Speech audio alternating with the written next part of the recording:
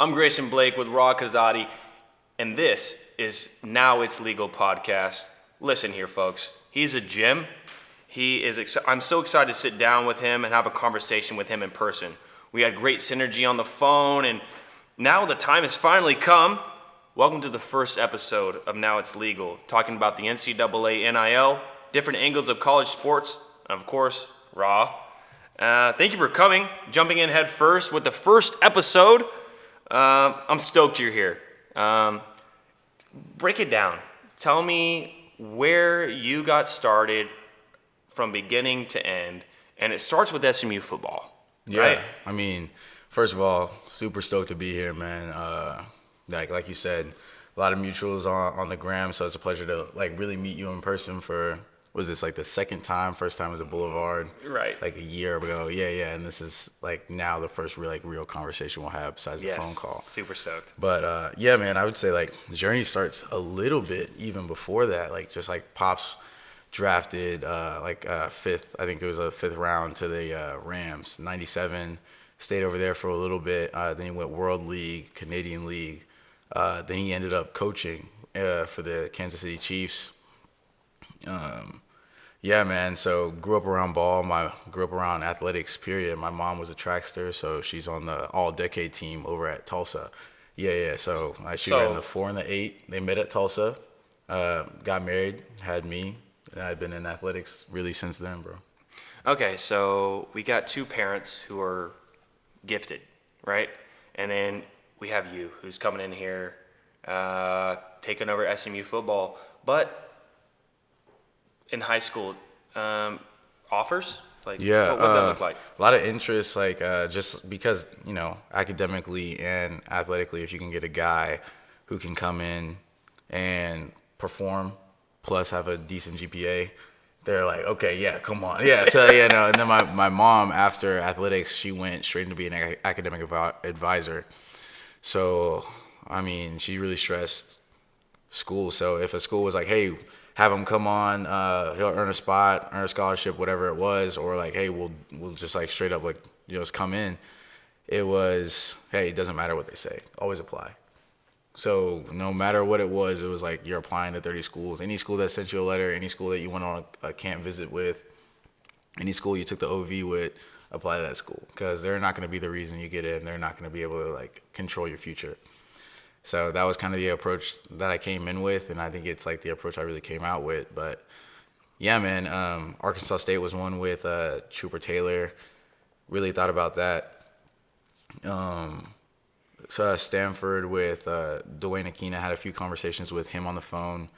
Yeah, man. So when you're here, you chose SMU, right? Okay. SMU offers you. Mm-hmm. And it didn't even really happen like that, man. Yeah, no. No, so SMU. Okay, tell me. I'm excited. I mean, real spill. I came on to SMU. I had to earn a spot there. So at first I was really not previous staff. That wasn't my top choice. I didn't really understand the network that SMU had. I didn't understand it was in Dallas. I didn't really get what SMU was about.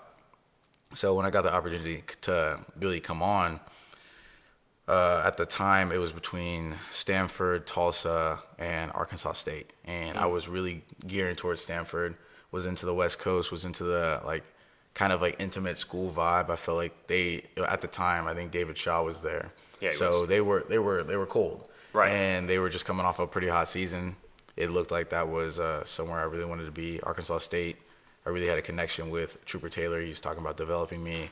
Tulsa was Brian Norwood, knew him for really my whole life. So my dad ended up, and this is why I said the story goes a little bit before, but my dad ended up getting in touch with Sonny Dykes, and they ended up coming down to SMU. And him, Trey Haverty, and Sonny were telling me, just come visit it.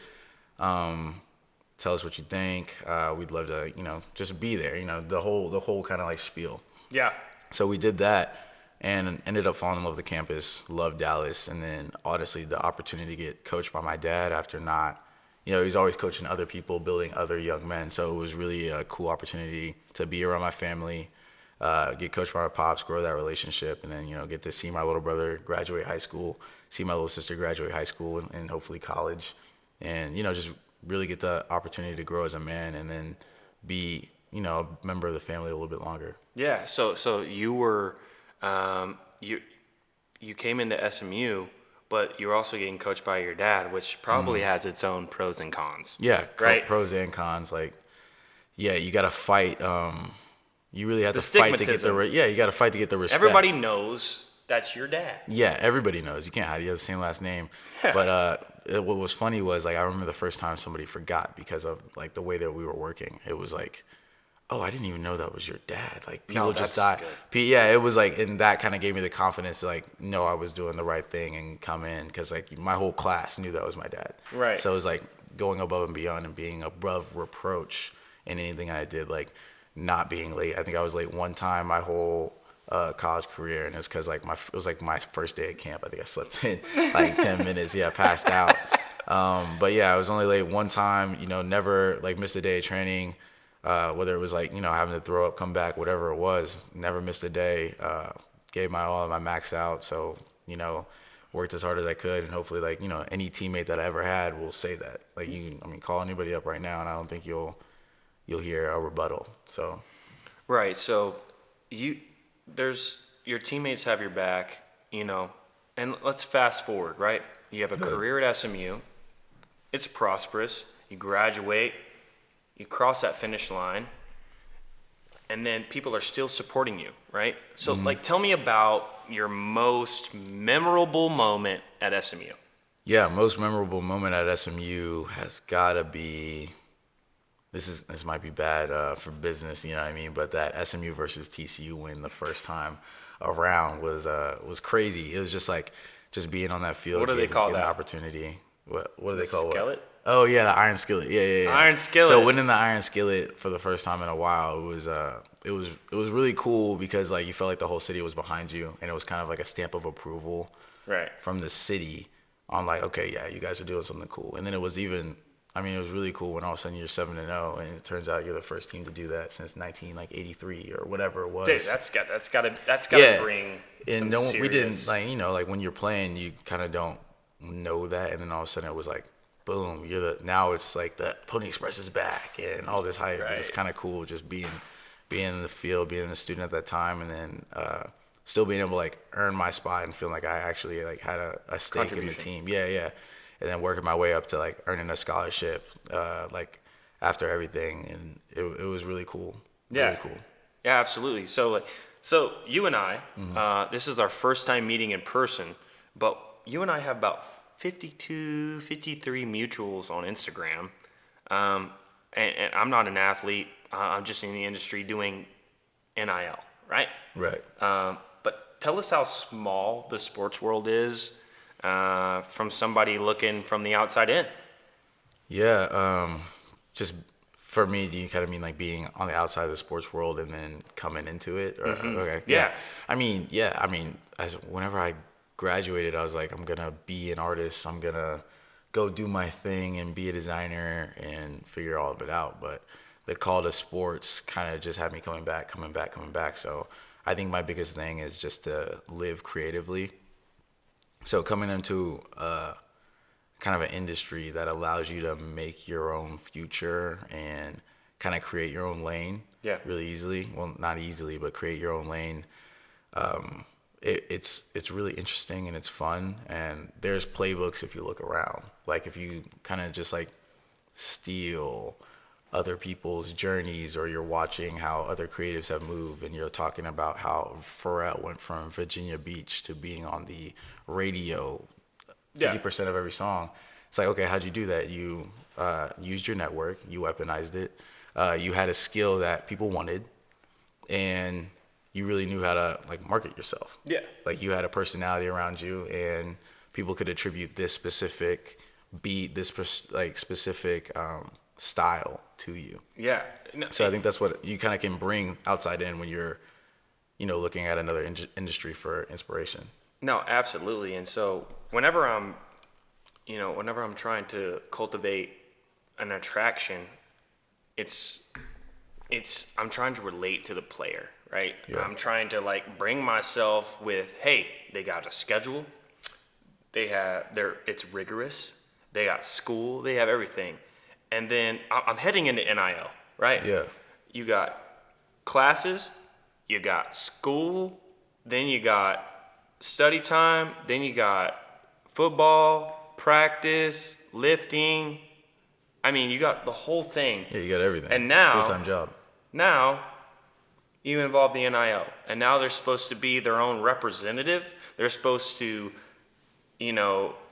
negotiate their own contracts. And for me, it seems like you're putting your athletes at a disadvantage when you're doing that, right? Yeah. Now they're focused on something. They're focused on dollar amounts when they should be focused on what plays are happening now. And that's where I come in. I feel like I felt a calling to NIL, and you've entered the NIL space. Right. You are a player. I can never be that. And so you have a perspective that I'll never have, right? Which I'm okay with, and I'm going to enter the space no matter what. But you have like a mental where, hey, you know what? I can understand not having enough time to even vouch for myself. Right. Tie it in. Yeah, I think a lot of the space, especially when you're talking about like time constraints and like being a student athlete is a full-time job. Like you said, you have study hall. Student athlete, exactly. Yeah. I don't think people understand. Yeah. You have no idea what it's like to be a D1 NCAA athlete. There's a lot of what your coaches expect. There's a lot what your teachers expect. And there's more expected of you than any average college student ever. Like, if your parents stress you out, can you imagine your parents, your coaches, and your quarterback stressing you out? And so that's where I'm trying to put people at. Yeah. It is not easy. If it was easy, everybody would do it. And explain to them like how rigorous the schedule is. And now, if you can put yourself in their shoes, hey, now you got to deal with NIL. Yeah. Now you got to deal with what your value is. Right. And I think like you said, you wake up around 5 a.m. You have to either eat, do lift, train, watch film. Then you go to practice. Then you go to class. Then you come back. You do recovery. Then maybe you have to do rehab. And then you study more, do your homework, do everything you actually have to do as a student. Hopefully you're done by around 8 p.m. from starting at 5 a.m. But yeah, like you're saying, I think my approach is more because of where I was at, just coming in, trying to build something and having a skill and recognizing what skills that being an athlete put me in touch with. I think that my kind of position on it is educating student athletes on what they can be and what skills they already have, how they can kind of facilitate these deals themselves, and understanding that, hey, you're going to need assistance in running yourself like a business. You can't scale something by yourself. You can't scale yourself by yourself because you can't be everywhere at once, but you can put processes in place for you to do multiple different things. And I think giving them the idea of what they want to do and having them find things that they can, just kind of attach themselves to. Like, for example, if you ask them what industry they're interested in, and if they can't come to an answer, then trying to benefit off your own NIL, it's going to be it's going to be hard to do. So if you're like, hey, I'm interested in venture, man, go talk to it. Try and get in conversation with the donor. Life After Ball, finding a student success office. Life After Ball. Yeah. I'm going to stop you there. Life After Ball, that's an SMU. Right. It's an SMU program, right? Mm-hmm. And Life After Ball has provided a lot of opportunities for different athletes, right? Right. But athletes like yourself that didn't have NIL opportunity, right? You now are a business owner. You now understand what it's like to be kind of outside of the athlete perspective and more into like a business operator understanding, right? Mm-hmm. And it's a big difference, right? It's a huge difference. And same with me, right?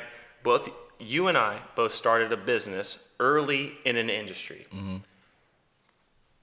Let's talk about how difficult it is to enter an industry that's not even 10 years old. Well, yeah, I think a lot of it is like coming in as a 5 years old. Yeah, it's kind of like coming in as a redshirt freshman. Like you just have to learn the landscape, figure out where your lane is, like learn your role. Like if you want to be if you want to be a CEO, if you want to run operations, if you want to be a director of recruiting, and also if you want to go into these different industries, run an apparel line, whatever it is, learn that industry, like research it incessantly, like stay up on trends. Figure out like how you want to set your business up. Do you want to be an S corp, LLC?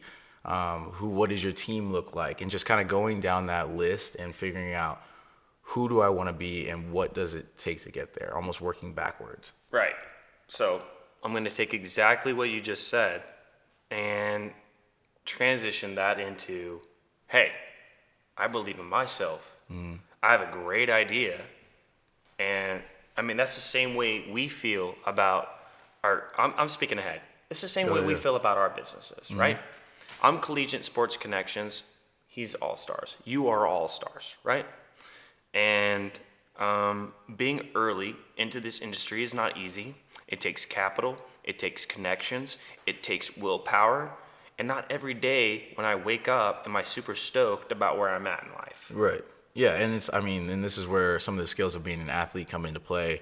Bam. You're used to waking up at 5 a.m. You're used to doing what you don't want to do. You're used to, getting banged up and having to do it again. So I think doing that and carrying those skills, that's completely applicable to, everyday life, business life, being a great husband, being a great father, being a great family member, whatever your role is, like do it in that way, pay attention to details like we were talking about earlier. And I can attribute a lot of that to some of the 5 disciplines we learned. And this is why I also wanted to learn from my dad. It was no excuses, be disciplined. No excuses, be disciplined, be consistent, be relentless, and then treat everybody as you want to be treated. So like those are the 5 rules, 5 standards. Yeah. So I created Collegiate Sports Connections, which involves NCAA at like a whole nother level. And then you created your own business. So like, it's not easy going into, it's not easy starting a business, but it's also not easy starting a business where like you're the first, right? Yeah. And you're entering the business of sports cards, right? Yeah. You got these cards right here, right? I'll show them. And shout out Alex Glover. and now there's a real realization of the need for you, right? We'll get into it later about your politics event and the partnerships that you've created with all the athletes, but like let us know about the struggles you've had with the entry of this, and that it's not all sunshines and rainbows, folks. It's not easy, and I'm gonna say it again. If it was easy, yeah, everybody would do it. Everybody would do it, man. And yeah, I mean, like taking it back to being an athlete, coming in that college football isn't going to be easy, but you don't know how hard it's going to be, and you don't know how it's all year. People think you're only in there during the season, but the off season is arguably, it's called the off season, but I always thought of it as another season because you're still having to compete with guys who are coming in. You're competing with freshmen who are coming in specifically to take your spot. They're bigger, stronger, faster versions of you. They sure are. So how do you compete against what was specifically recruited to beat you out? Right. So approaching business kind of like that, there's someone out there that is kind of encroaching on your position, and then there's someone who's the starter already. Yeah. How do you innovate in that space, and how do you get people to notice you in a position where you're fighting on both sides? Right. So tell me, as an athlete, as a business owner, how important is it for you to just have perseverance and just kind of super you got to believe important. in yourself. Yeah, you have to believe in yourself. If you don't believe in yourself, why would I believe in you? Like, so Hold up. I'm just saying, like, believing in yourself and believing that you can do something is the first step. Like, we always thought it was it's between the ears. So understanding that who you are starts with who you think you are. Like, what's the verse where it talks about for whom a man thinketh is who he is? Yeah. So Absolutely. So what bolstered up the courage to follow your own company, man? Yeah, well, I mean, really, it all starts with NIL being nominated for Innovator of the Year, having the skills in art and design, being kind of raw already and just needing a direction. Got in touch with Scott Terrell through some of the people involved in the Life After Ball. So Scott Terrell is our CEO. And he was like, hey, man, I want to make you a partner in this. I want to bring you on as a designer. I want this to be your first kind of actionable item into entrepreneurship. I want this to be your first thing, because I think it's a great idea. Like, a lot of people don't get to learn from startup to transitioning to right, something. but you went to the NIL summit, right, and you got your first introduction there. You got nomination for the Innovator of the Year, right. So what does that look like? How do you even get nominated for something like that? I mean, I couldn't tell you. I don't think It's the first year. Yeah, I mean, if we're speaking real, like, awards have never been my motivator. It's been about as far as I can take something. Can I take an idea from something that I'm thinking about, dreaming about? Can I take it to its creation? Can I hold my idea? Can I see how my idea affects somebody else? That's what it's about to me. And that's kind of what took me there. People kind of like hoist you up and like show you that your ideas are possible. And I think if you can take your idea from an idea to kind of a conception, dude, the world is yours, right? It's I think that's a very small skill. Like, I read something where it was like only 10% of people like really have an idea, and then 5% of people do the idea. So like you're already there. You just have to keep going and really just take those daily deposits as 1%, 1%, 1%, 1%, 1%. And reading this book, Atomic Habits, like, you're talking about the value of disappointment. And if you can push past the value of disappointment, your success is incremental, and it just happens, man. Like, it's just, you grind at it every single day. Like, chop wood, carry water. That's what you do. Absolutely. As long as you have a vision and you have 1 foot in the present, 1 foot in the future, all you have to do is walk. Absolutely. No, I've read that book too, Atomic Habits, and that is a huge impact on my life. But I'm going to transition, NIL, right? You went to the NIL summit. You have an understanding more than possibly I have. But what NIL deals that you have seen have really like caught your eye? Whether it's Texas giving out Beats by Dre, or it's Lamborghini deal to Bijan Robinson, like, really let me know kind of what grabs your attention. Yeah. And kind of like what you're trying to implement. I think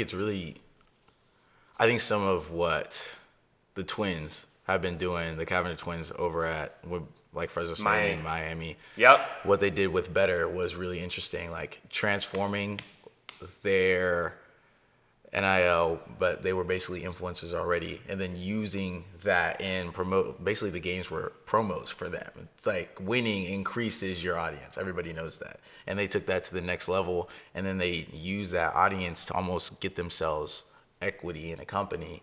And then it puts them into almost a C-level position in that company. Yeah. Now you're in charge of around that marketing. You're in charge of the social strategy of that company, and you have equity in it. I think that's a great use of NIL, and I also think some of the things I saw with Beats by Dre, where they invested in the top 15 players. Like, they have Shedeur Sanders, Caleb Williams, a few different guys. Quentin Ewers. Yeah, I think when brands are investing like that, it shows you kind of where the power is and where it's going. I think a lot of the future of NIL is in shared revenue. And Absolutely. I think using student athletes as voices, giving them equity in deals, almost presenting them as investors in a venture is where it's going. No, absolutely. Yeah. And I see athletes partnering with brands early in their career. Right. You don't have to go pro to own a minority or majority stake. A group of SMU boosters have formed a Boulevard Collective that intends to spend on $3.5 million Right. to spend $6,000 per athlete, football and basketball. Right. You know, money talks, bullshit walks. You know what I mean? And I don't mean to be harsh, but that's the way it is. You know what I mean? If you're going to the Pac-12, you're going to the Big 12, you're going to the SEC, it doesn't matter. Your school is going to ask, what's in it for us? Right? And so at the end of the day, NIL is going to run rampant. NIL is going to expand whether you like it or not. NIL is going to pay players whether you like it or not. And you know what? I see a lot of people getting behind NIL now because they see the beneficiary of it, right? You got Oregon. You have Oregon, right? Buying into it. I think calling something, and give me a second, but calling something NIL right now is almost like constricting it, because what you really are is like you're your own company. You're using your NIL, but people are viewing NIL as like a separate thing from being a creator, a separate thing from being an investor, a separate thing from being like who you are. And I think what NIL is and what it can be is kind of like using your influence to be who you want to be in the future. Absolutely. And yeah, you have the chance to start being who you want to be now. Like, yeah, you can start now before Travis you make Hunter, it pro. Yeah, look at Travis Hunter and Bleacher Report. He was just on, like, right after the win against TCU. He's on Bleacher Report breaking down the game film. Like, think about the broadcast opportunities for him if he does that for 2 more years. If he does that when he carries over into the NFL. Like, people aren't doing that. You're building that audience. They're already looking at you for the inside insight. Exactly. Yeah. So whenever, and maybe I'm giving away too much, whenever I'm trying to land an NIL deal, I ask myself, where are they that I am not? Right? They. And what do you mean by they? The player. Okay, so you're trying to find the Where intersection are between they you that and I the am player? not?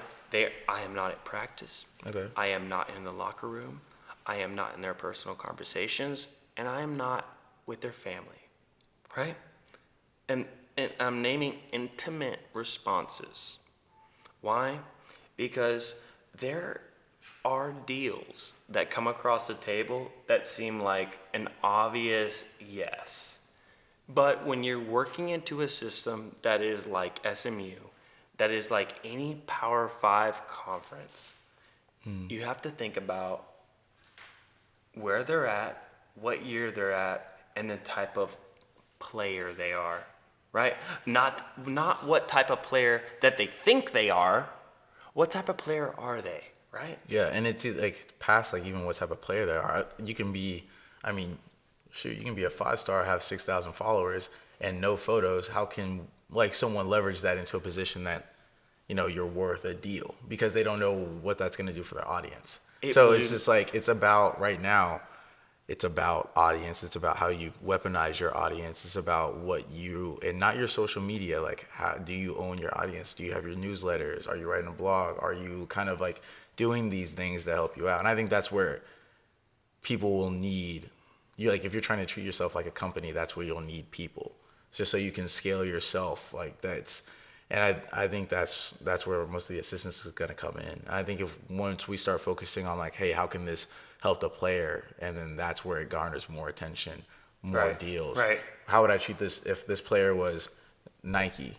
How would I treat it? If this player was Under Armour, if it's no bull, how am I strategizing around it? I had a great question from one of my friends. He was like, if you got $2 million right now, what would you do?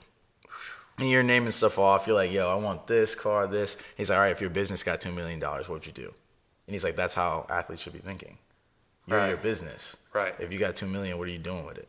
Right. So you're talking about business. And SMU has been about their business. SMU is now, we're in 2023, but in 2024, they'll be in the ACC competing with Clemson, Duke, North Carolina, Virginia Tech, Miami, Syracuse, Florida State, and more, right? So even before that, SMU was willing to negotiate 5 years, no revenue, 200 mil, right? $200 million. Yeah, 200. That was cool ones. And they were willing to enter that conference into the Pac-12, right? They were willing to take a chance. But now, ACC showed up and said, it don't matter, man. Come on. Because we know how great you are. We know what you're made of. And we know what is bound to come, right? Because I feel like SMU is small private school, just as TCU took the hit when they entered their conference saying small private school, and then they reached the national championship. So all of that can really just eat it, for all I'm concerned. SMU is in the same position. Right. If you think about Cincinnati if you think about Cincinnati 2 years ago. UCF, you can go down the list. Yeah, exactly. And when I think about that, I'm thinking about Rhett Lashie. I'm thinking about Jonathan McGill. I'm thinking about Preston Stone. I'm thinking about Tyler. I'm thinking of all the players that they have kept and all the players that are promising for them, right? And every single one of those gentlemen show me that they are where they need to be. And where do you see Preston Stone? I mean, we're right now in this podcast, we are 2 games deep. Right. And they just played Oklahoma. And if SMU acts any way that they did against Oklahoma, there's a problem for the American Conference. Well, yeah, I think, SMU has proven itself to be a competitor time and time again. I think utilizing people the right way, using the right weapons, you're in a major media market. You're in Dallas, Texas. What are we? Say it again. Yeah. You're in Dallas, Texas. You're in Dallas, Texas. Now you're in a Power 5 conference. I know they like to call it Power 3, but I really think once the question was always, what will SMU do once they get into the Power 5? And now you've kind of given them that, and now they have ammo, and now you have a city behind you because they want to show how great they are too. You're now Dallas's team. Right. You were Dallas's team before, but now you're really Dallas's team. You can compete for a national title. Absolutely. Let me know, what did you want to do before you knew what you wanted to do? Yeah, man, as a high school kid, as a middle school, did you want to be a football player? Yeah, I think I always wanted. I grew up around football, so I always wanted to play football. I'm gonna cut you off. Go ahead. You always wanted to play football, right? Yeah. But you always had a calling towards art. Yeah, it was. It was always athletics, art, and then just being creative. So any avenue that gave me any way to be creative, I took it. And opportunity is kind of, I get excited about opportunity, right? But it just has to be at the right time. And I think what happened, a lot of the with NIL, it was at the right time. I was ending college, ending school. I was going into the advertising. Were you painting then? I was painting, yeah, and that's how I got that nomination for Innovator of the Year. Just painting, selling my art, doing virtual galleries, doing real galleries, doing real shows, popping up all over the place, selling prints, selling pieces, whatever it was. Just kind of hustled it. Right. So when you're selling art, you're selling pieces, right? This is tough. Being an artist without being in the NCAA, without having the name, image, likeness attached to it, that's got to be hard, right? Mm-hmm. You have a passion with football, right? And then you have an absolute. You have a passion and you have a talent with football, and then you have a talent, passion, and a drive for art, right? And you're like next level, Ra. I appreciate that, bro. Listen here, folks. I'm going to drop his Instagram right now. It's right here. And his art is next level. He has a God-given talent, and he knows it. And, if you watch what he does, there's nothing that can tell you that any of this was really planned. For me, it doesn't seem planned for me. For me, it seems more natural. Well, it's God's plan. It's not my plan. So I kind of just lean into... we'll see. My dad always really likes this parable of a farmer one of the stories goes like his son breaks his leg, and everybody's telling him how horrible it is for him, and he goes, "We'll see." And then the army comes the next day and tries to recruit him, but they can't because he has a broken leg. And then they go, "Wow, how great!" And he goes again, "We'll see." So it's just like, we'll see. And there's 100 other stories like that you can kind of go, but everything's great until it's not, and everything isn't great until it is.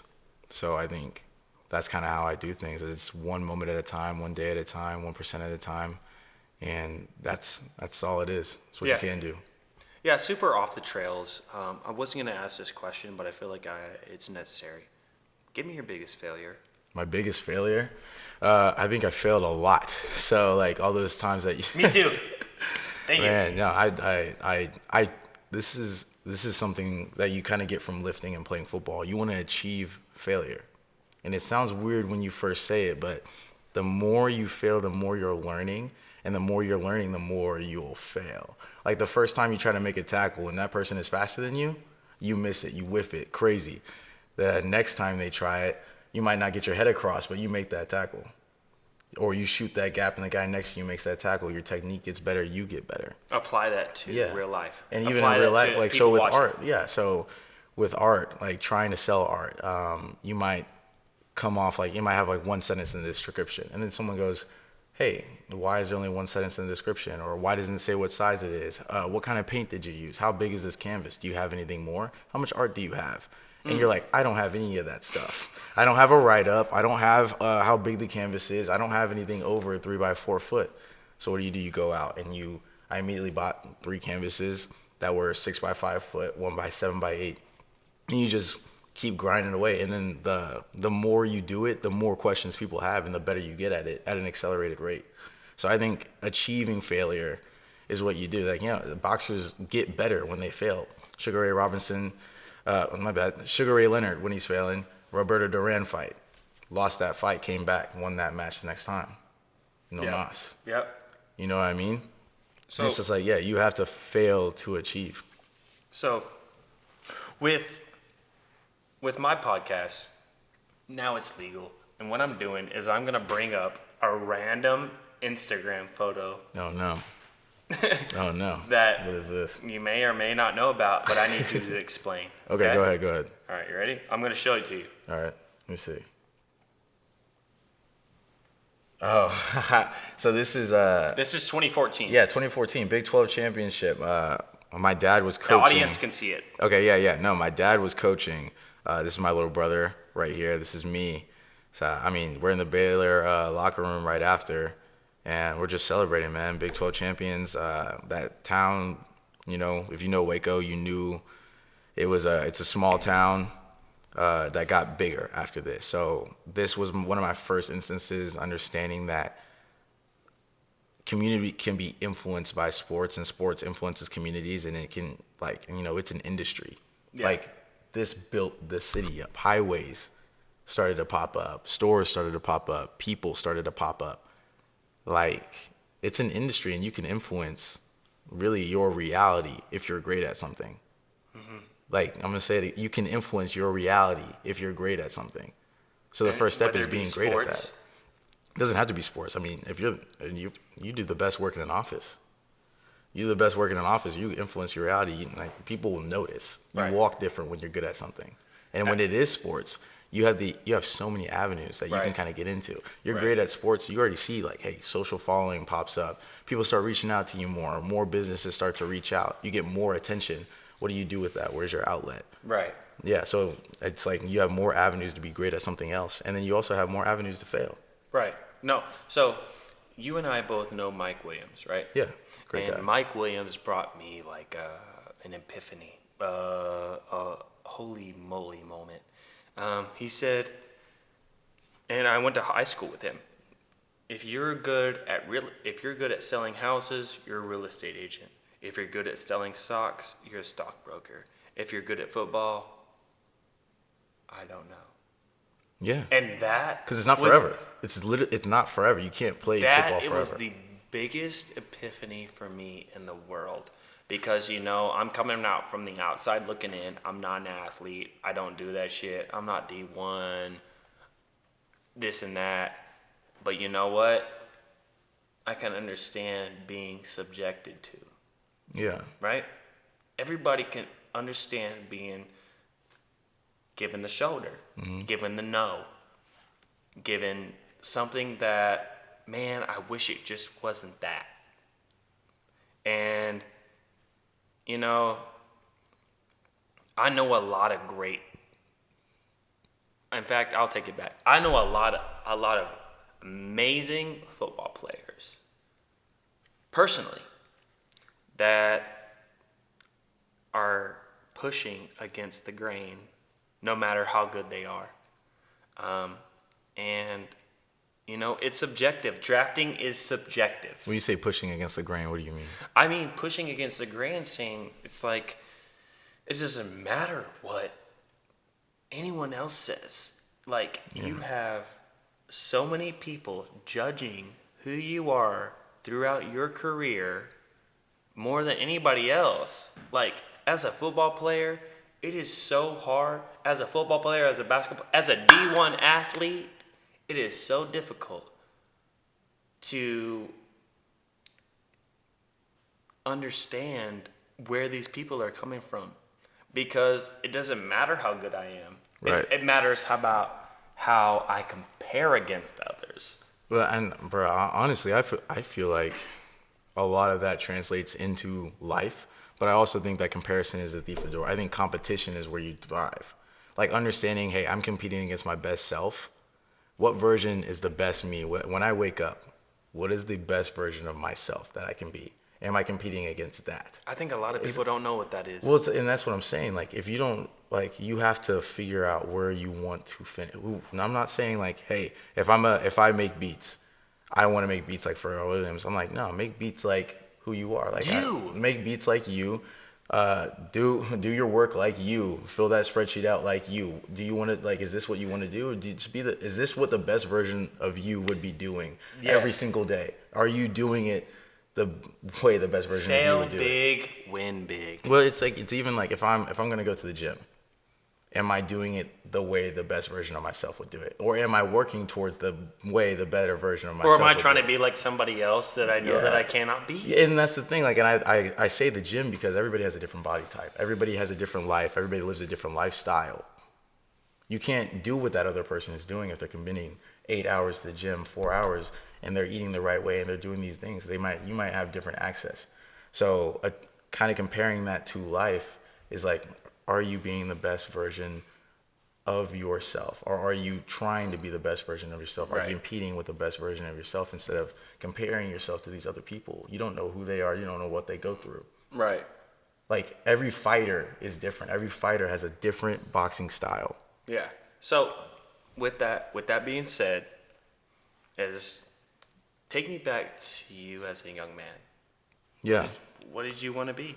What did you want to be when you grew up as a kid? Because I wanted to be an actor, I wanted to be a singer, and I knew I wanted to have influence. This is gonna sound really corny, but man, I just wanted to be great at something. I wanted people to say that guy is great at blank, like, because I wanted to be, like, it's like I wanted to be a comic book artist, then I wanted to be a firefighter. I wanted to be, like, everything. It was like, I wanted to be everything. I just want to be great at something. But now look at you. Yeah. Right? So now you're a founder. You're a owner of, you are All Stars, right? Yeah. And so let's break down into the event that you had, right? With Sneaker Politics, yeah. Shout out to those guys at Sneaker Politics, man. Sneaker Politics is the most involved in the community than I have ever seen. Yeah. Honestly. Right, I came to them a year ago, and they were open as a book, and you had some prime athletes show up to your event, right? You had Preston Stone, you had Jonathan McGill, you had Paige Bayless, who is basketball alumni, you had Jalen Smith, who's a junior at SMU basketball, you had Daniel Edwards, who is a Clemson alumni, who is SMU assistant coach. You had Tamaya Jones, who is a women's basketball. And then you had Alex Jean Glover, who is SMU volleyball, who is Paige Park's model. And she also attended the NIL Summit. Yeah, we did that for a reason. Like, Tamia great personality. She's personable. She's great to talk to, but she also wanted to be involved in creating her own brand. It wasn't just about money for her. It was about like post-college collegiate opportunities that could happen right now while she's here.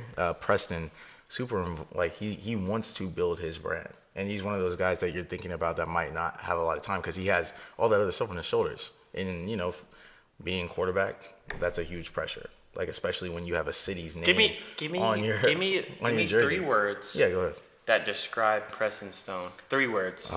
Perseverance, honesty, and ability. I mean, I'm going to add one more. Believer. Oh, huge believer. Yeah, huge believer. And I think like his belief goes into his perseverance. I think all those words describe that. So, I'm biased because I'm a believer in Preston Stone, and I believe that Preston Stone is going to take SMU to the level that it needs. I understand this is a team sport. Right. I'm not ignorant, but I'm also outside looking in, and I think that Preston Stone has the enigma, has the it to really. He's an it guy, yeah. I mean, dude, when you come on, bro. He's Come on. He's an it like, guy. He's a great like, dude. He has a person. No, I'm being for real. He's an it guy. He has a personality. He has the arm. He has the athletic ability. I've never seen anybody throw off the scramble like Preston. Yeah, no, he's a great besides athlete. Johnny He's Manziel. Besides Johnny Manziel.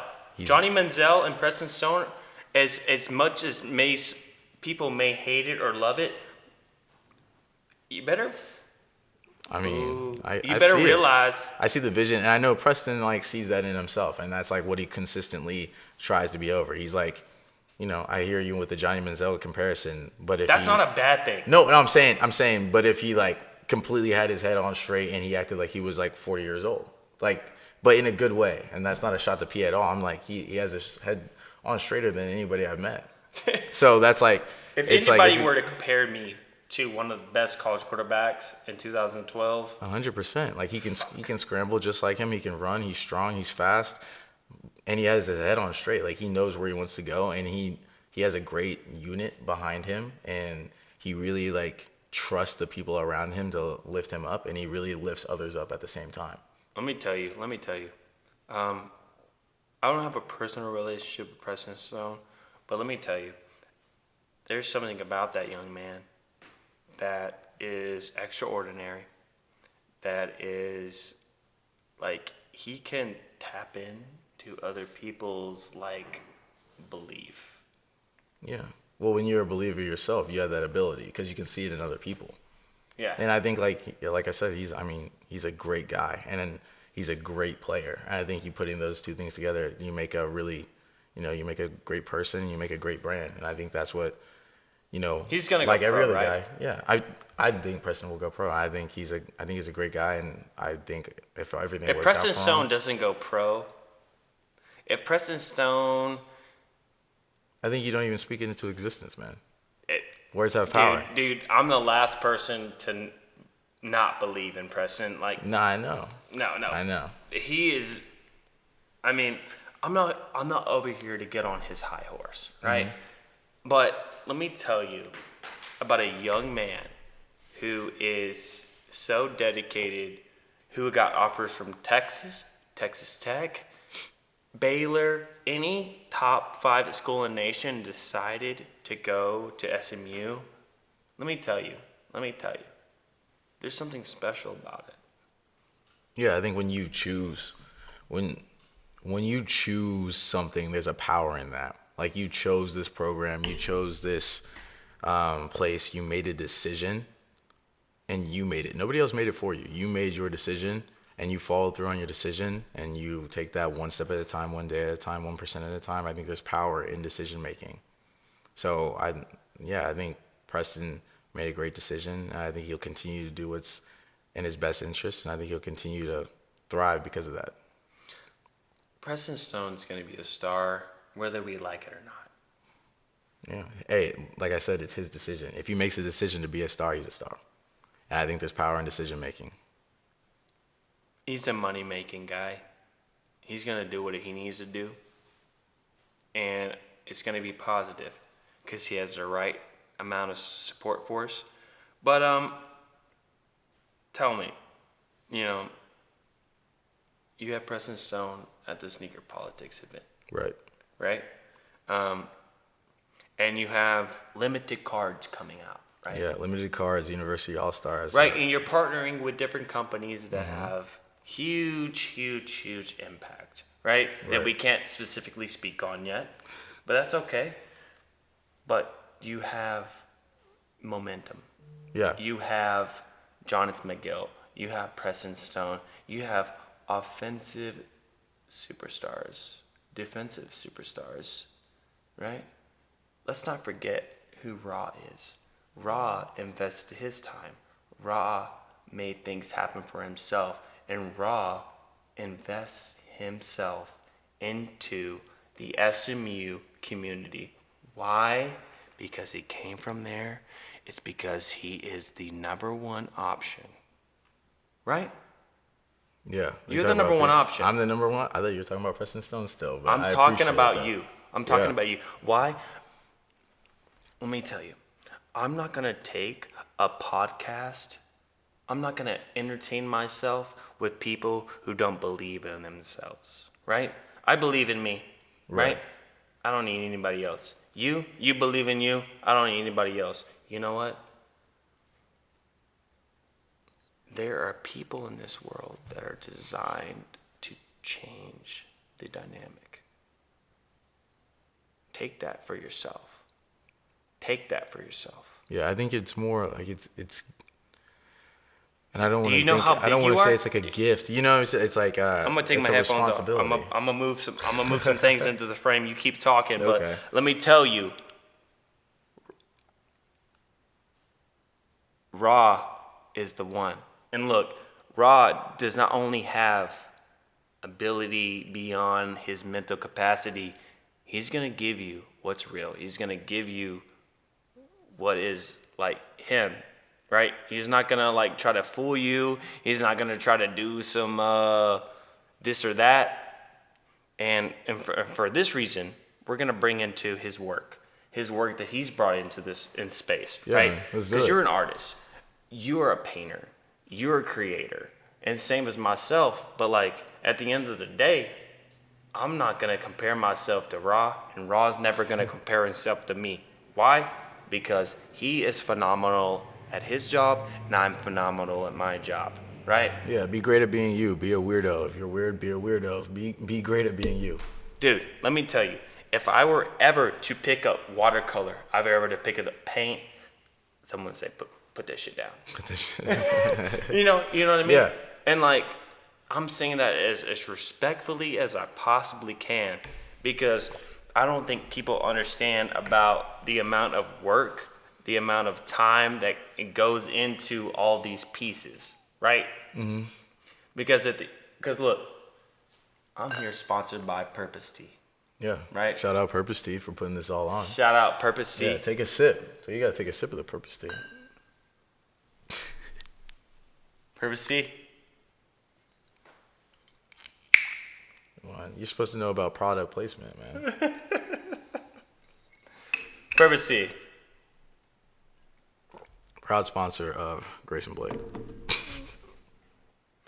Purpose Tea, Purpose Super Tea. And me and Ra and Grayson Blake, we support this. We endorse this.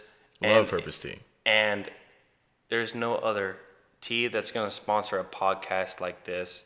With Ra and his talent, with the NCAA, with his artistic ability, and me, we're going to go deep. We're going to go far into the NCAA. We're going to go far into the NIL.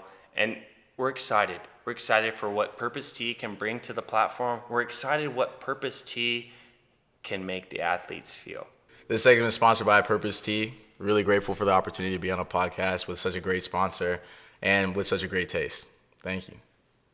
All right, so you held a sneaker politics event with your content artists and creators. Right. Shout out Gus. Shout out Malcolm Nira, JPG on Instagram, Augustus Soleil on Instagram for the other ones. Great guys, great content. And so how did you meet them? Man, I actually did something with my own brand with Sneaker Politics, just with the art painting. They wanted to promote me as one of the Politics Every Days campaigns. It was super exciting. Loved working with those guys, and then we just built a relationship from there. And now they're some of my best friends.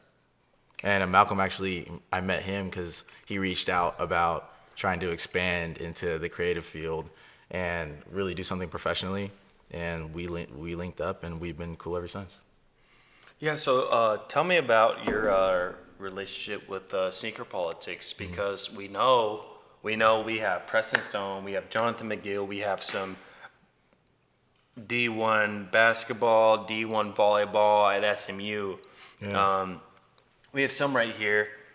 Just kind of dive into that. Yeah, dive in. I mean, we chose Jalen Smith, basketball, Tamia Jones, basketball, Alex Glover, Preston Stone, Jonathan McGill, simply because like they're great people and that they really were invested in their brand. Alex is posting content all the time. Preston really wants to be more invested in his brand. Jonathan does a great job reaching the community. Tamia is really interested in expanding her brand, and Jalen's just now getting into it. So different people. I wanted to see kind of how athletes in different situations would react to their own deal with a company doing a meet and greet, doing the signings for Sneaker Politics, Yeah, and how did that University go? All Star. So Yeah, really, so let's yeah. so we have some cards up here, right? We have some. Yeah, so these are their signature cards. So it's signed by the artist and the athlete. So you have Scott Terrell here, you have Preston Stone here, and then you have their signature card. Dude, I gotta get a card. Yeah, Dude, come on. I got you. Like I've been collecting. These are the cards. Come on, these two are you. These two are me. Those Okay. two are you. Okay, Take so those two. I need the rest, but those two are you. these two are me. Yeah, I'm so gonna this is open a up signature. right now. Yeah, this is a signature card box. Don't open it though. No You gotta wait. signature. Yeah, wait. Yeah, just wait. Just wait. Because you'll be able to see inside of the card when you scan the QR.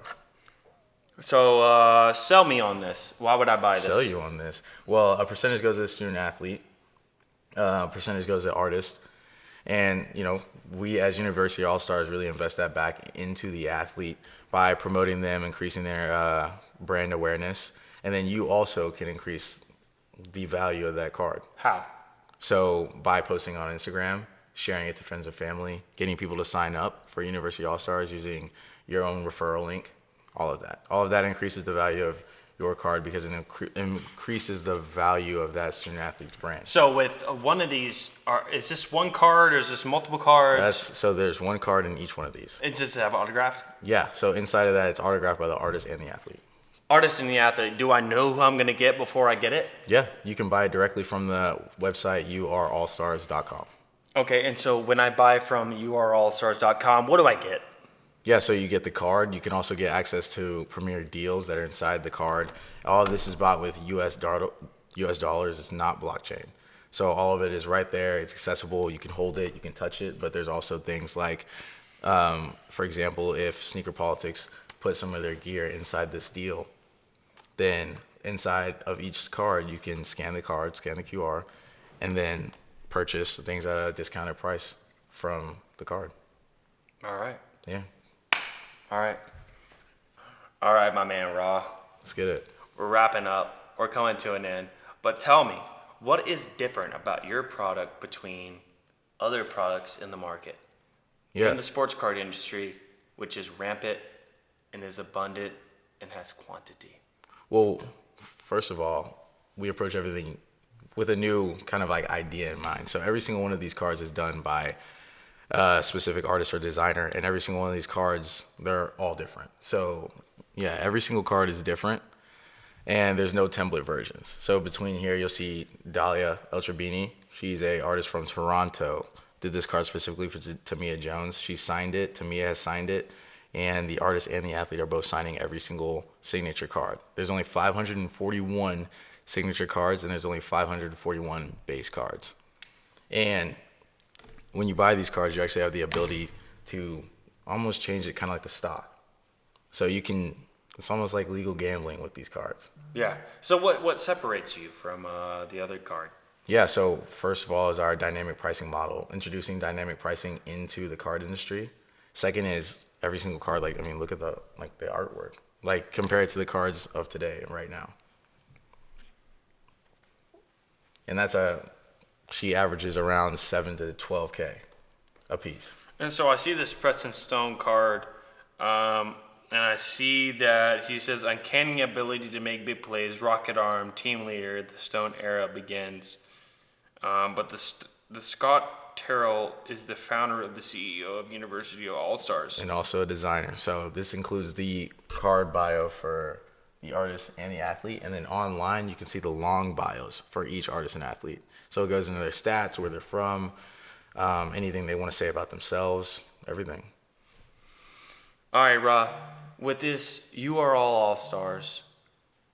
Where can you differentiate yourself in the market with so many names like Panini, and you have Leaf, and you have Prism? I mean, you have a multitude of competitors. Where do you find yourself in that space? Yeah, I mean, I think our niche and really our own universe is working to benefit the consumer, the athlete, and the collector. So we want to introduce new collectors to the market, people who have never collected a card but who will buy these cards simply because it shows somebody that they love, somebody that they're intimate with. And yeah, great artwork, limited parallels, limited base parallels, signature parallels, communication with the student athlete. They have a part in creating this universe. And yeah, we're really just focused on helping out the athlete, the consumer, and the collector. Those are our three kind of like consumer bases, and that's where we're focused on them.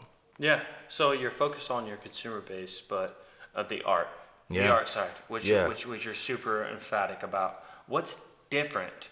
Yeah, every single piece of art on these cards is not a template. It's completely unique. So Alex Glover have a completely different card than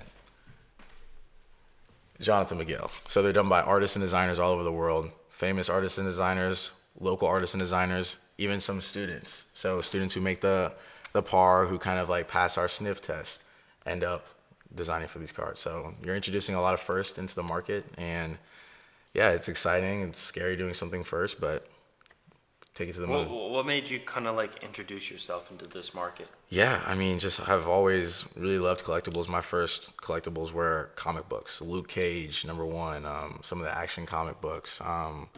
Fell in love with some of the Batmans, the Tim McFarlane's, everything like that. Yeah. So just like collecting art, and then this combined my collection of art with sports. So, hey man, it was just love at first sight. You heard it here first. Ra, Grayson, we can't thank you enough for watching, and we can't thank Ra enough for giving us our time, our presence. Man, he's amazing. Hey, y'all be on the lookout. You have All-Stars cards coming your way. You have bigger things coming your way. And Grayson Blake coming at you with the NIL, NCAA, name, image, likeness. And hey, look out, because we're coming for you.